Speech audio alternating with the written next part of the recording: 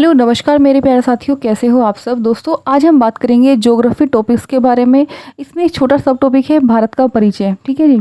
भारत के परिचय में हम मेन बात करेंगे तो नेम की, कि भारत का नाम किस किस चीज़ों से पड़ा, जैसे भारत है, हिंदुस्तान है, आर्यव्रत है, जम्बूद्वीप है। ठीक है जी। और एक हम इसकी लोकेशन की बात करते हैं। दोस्तों लोकेशन से ना आपका एक क्वेश्चन पेपर में आ जाता है। ठीक है। तो इस वीडियो के लास्ट में की पॉइंट्स करके मैंने एक स्लाइड रखी हुई है, उसमें जो भी आपके पेपर से रिलेटेड क्वेश्चन पूछे जाते हैं मैं उसमें डिस्कस करूंगी, तो वीडियो को आप लास्ट देखना। ठीक है। और मेरे चैनल पे आए हैं तो आप मेरे चैनल को सब्सक्राइब करें। चलिए बिना कोई देरी के स्टार्ट करते हैं। Description of earth cold. Description of earth cold बोलते हैं ज्योग्राफी। क्या बोलते हैं? पृथ्वी के विवरण को, यानी कि पूरे डिस्क्रिप्शन को क्या बोलते हैं? ज्योग्राफी। ठीक है जी।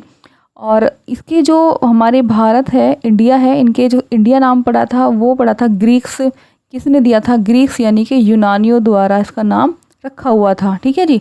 सिंधु नदी को इंडस रिवर कहा गया था, जो कि इंडस के ईस्ट में है, वो है इंडिया। ठीक है।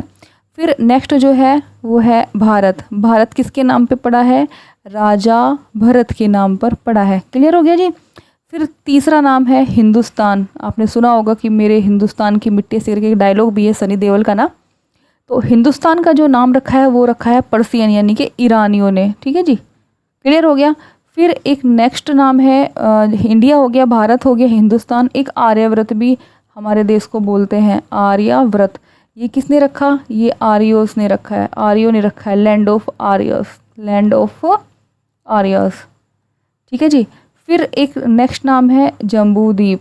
जम्बूद्वीप ये पुराणों में कहा गया है। भारत का जो, इंडिया का जो नाम है, ये वाला नाम जो है पुराणों में इसका उल्लेख हुआ है। ठीक है।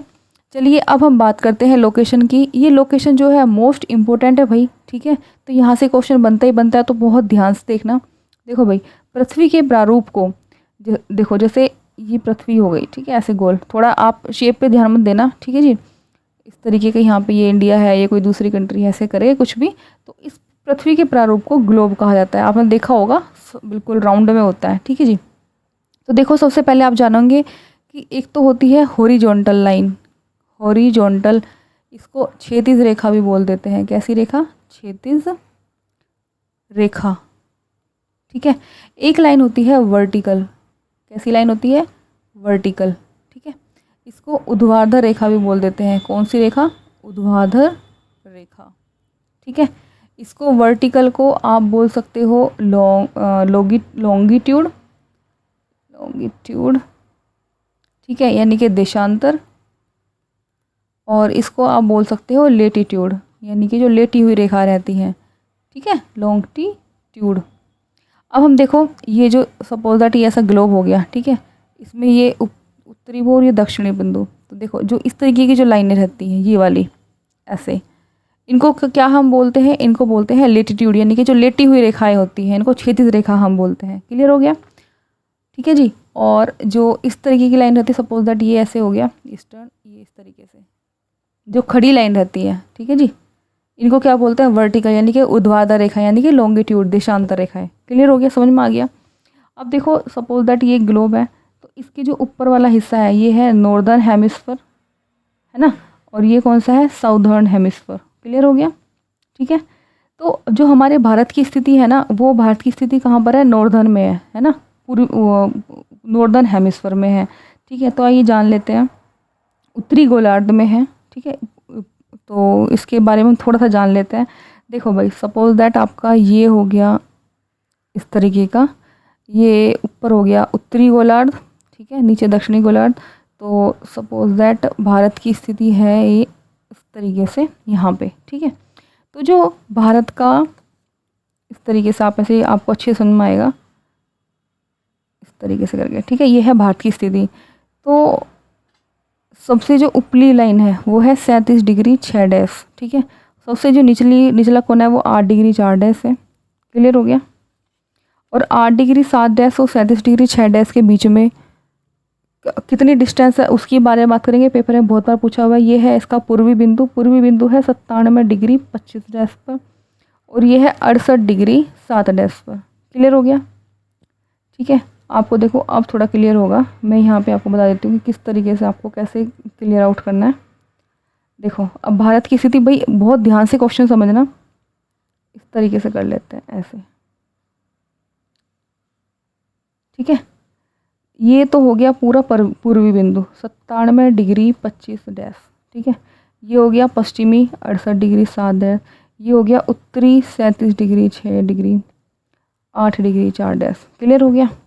अगर हम ये अब इसके थोड़ा नीचे की बात करेंगे, मैं अभी आपको पूरा क्लियर समझाती हूँ किस तरीके से कैसे करना है। देखो भाई, जो सबसे पूर्वी बिंदु है वो है अरुणाचल प्रदेश में, कहाँ पर, कीबीथू, नाम याद रखना, कीबीथू, पेपर में बहुत बार पूछा हुआ है।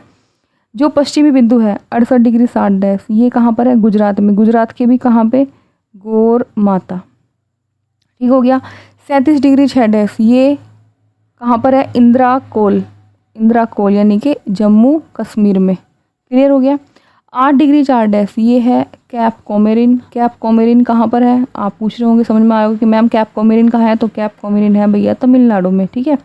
और ये 6 डिग्री 4 डैश, इसके बारे में मैं अभी बताऊंगी, पहले आप ये पूरा समझ लो रामायण है क्या। तो देखो भाई, आपको मैंने बता दिया कि पूर्वी बिंदु कौन सा है, पूर्वी बिंदु है अरुणाचल प्रदेश का कीबीथू, ठीक है। पश्चिमी बिंदु है 68 डिग्री 7 डैश गुजरात, ये पेपर में बहुत बार घोट घोट के पूछे हुए हैं भाई। और ठीक है, पूरब हो गया, पश्चिम हो गया, ये उत्तरी 37 डिग्री 4 डैश, और दक्षिणी बिंदु है 8 डिग्री 4 डैश। दोस्तों अगर आपसे पूछेगी सबसे दक्षिणी बिंदु, तो सबसे दक्षिणी बिंदु है ये वाला 6 डिग्री 4 डैश, ठीक है, 6 डिग्री 4 डैश। तो पहले हम इसके डिस्टेंस की बात कर लेते हैं कि 8 डिग्री 7 डैश और 37 डिग्री 6 डैश के बीच की डिस्टेंस कितनी है, 3214 किलोमीटर, ठीक है भाई, 3214 किलोमीटर। मोस्ट इंपॉर्टेंट, पेपर में बहुत बार पूछा हुआ है। और 68 डिग्री 7 डैश से 97 डिग्री 25 डैश तक की कितनी है, 2933 किलोमीटर। कितना है, 2933 किलोमीटर। क्लियर हो गया भाई। 68 डिग्री अगर हम बात करें यहाँ से और यहाँ तक की डिस्टेंस है 2933, और ऊपर से लेकर यानी कि इंदिरा कोल से लेकर और कैप कोमेरिन तक कितनी है 3214 किलोमीटर। क्लियर हो गया, ठीक है। अब बात कर लेते हैं ये 6 डिग्री 4 डैश का ये क्या मायना है। देखो ये 8 डिग्री 4 डैश हो गया और इधर है 6 डिग्री 4 डैश, ठीक है। अब इसको, ये मुख्य भूमि है, ठीक है। ये 6 डिग्री 4 डैश किस पॉइंट पर है, ये है दक्षिणी पॉइंट,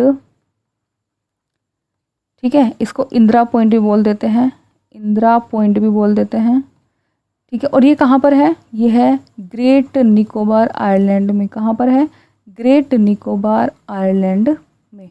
क्लियर हो गया, ठीक है। अगर देखो भाई आपसे पूछे कि मुख्य भूमि का विस्तार कहाँ पर है, तो मुख्य भूमि का विस्तार है 8 डिग्री 4 डैश में, और सबसे दक्षिणी बिंदु कौन सा है, वो 6 डिग्री 4 डैश है। 8 डिग्री 4 डैश कहाँ है, तमिलनाडु के कैप कोमेरिन में, और सबसे दक्षिणी बिंदु कहाँ है, 6 degree 4 dash great Nicobar island में, ठीक है। मुझे उम्मीद है कि आपको समझ में आ गया होगा। तो जो अब तक की जो भी मैंने क्वेश्चंस पढ़ाए हैं उसके जो मोस्ट इंपॉर्टेंट कीज़ हैं, ठीक है, उसको जान लेते हैं। तो देखो भाई, हाँ मैं क्वेश्चन आपको बताना भूल गई कि ज्योग्राफी के जो फादर हैं, ज्योग्राफी के फादर वो किनको कहा जाता है, वो कहा जाता है इरेटोस्थनीज को। किनको कहा जाता है, ये पेपर में काफ़ी बार पूछा हुआ है भाई, स्टार लगा लेना, इरेटोस्थनीज को, ठीक है। अब जो भी मैंने अभी तक वीडियो में पढ़ाया है, सेकंड जो इम्पोर्टेंट है वो क्या चीज़ पढ़ाई है, सेकंड चीज़ है कि इंडिया के जो नाम हैं वो कौन कौन से इम्पोर्टेंट नेम हैं। तो भाई कौन कौन से नेम हैं, मैंने आपको इंडिया पढ़ाया है ना, भारत ये भी आपने सुना हुआ है, हिंदुस्तान ये भी आपने सुना हुआ है, ठीक है जी, आर्यव्रत ये भी आपने सुना हुआ है, जम्बू द्वीप, ठीक है जी। अब हम थोड़ी लोकेशन के बारे में बात कर लेते हैं इस तरीके से, ऐसे, ठीक है। ये आपका पूर्वी बिंदु हो गया। पूर्वी बिंदु किस पर है, पूर्वी बिंदु की लोकेशन क्या है, ये है 97 डिग्री 25 डैश, ठीक है। पश्चिमी है 68 डिग्री 7 डैश, उत्तरी है 37 डिग्री 6 डैश, पश्चिमी है 8 डिग्री 4 डैश। क्लियर हो गया। अब इसके जो बीच की डिस्टेंस है ये है 2933 किलोमीटर, और ये इनकी जो बीच की डिस्टेंस है ये है 3214 किलोमीटर। सबसे दक्षिणी बिंदु की बात करें तो 6 डिग्री 4 डैश है। 6 डिग्री 4 डैश ये कहाँ पर है, ये ग्रेट निकोबार आइलैंड में है, ठीक है जी। 8 डिग्री 4 डैश ये तमिलनाडु के कैप कोमेरिन में है, जैसे कि मैंने आपको बताया था। पूर्वी बिंदु अरुणाचल प्रदेश के कीबीथू में है, ये गुजरात के गौर माता में है, और जम्मू कश्मीर के इंदिरा कोल में है, ठीक है जी। तो मुझे उम्मीद है कि आपको मेरी वीडियो पसंद आई होगी, ठीक है। मेरी वीडियो पसंद आए तो प्लीज़ मेरी वीडियो को आप क्या करेंगे, लाइक करेंगे, शेयर करेंगे, और अगर आपकी कोई भी क्वेरी है तो प्लीज़ आप मुझे कमेंट करें। क्लियर। और नए आए हैं तो प्लीज़ मेरे चैनल को सब्सक्राइब करें, ठीक है जी। तभी तो आपका सपोर्ट मिलेगा, तभी तो मैं थोड़ा अपने आप को और अच्छा मोटिवेट कर पाऊँ, क्योंकि अगर आपका कोई भी एक कमेंट आता है या फिर कोई भी थोड़ा बहुत 1-2 सब्सक्राइब बढ़ता है तो मैं खुद को अपने आप को मोटिवेट फील करती हूँ। क्लियर? तो चलिए, ऐसी इन्फॉर्मेटिव वीडियो पाने के लिए और ज्योग्राफी को आगे बढ़ाने के लिए, नेक्स्ट वीडियो पाने के लिए आप मेरे चैनल से बने रहिए। तब तक के लिए बाय बाय, जय हिंद, जय भारत।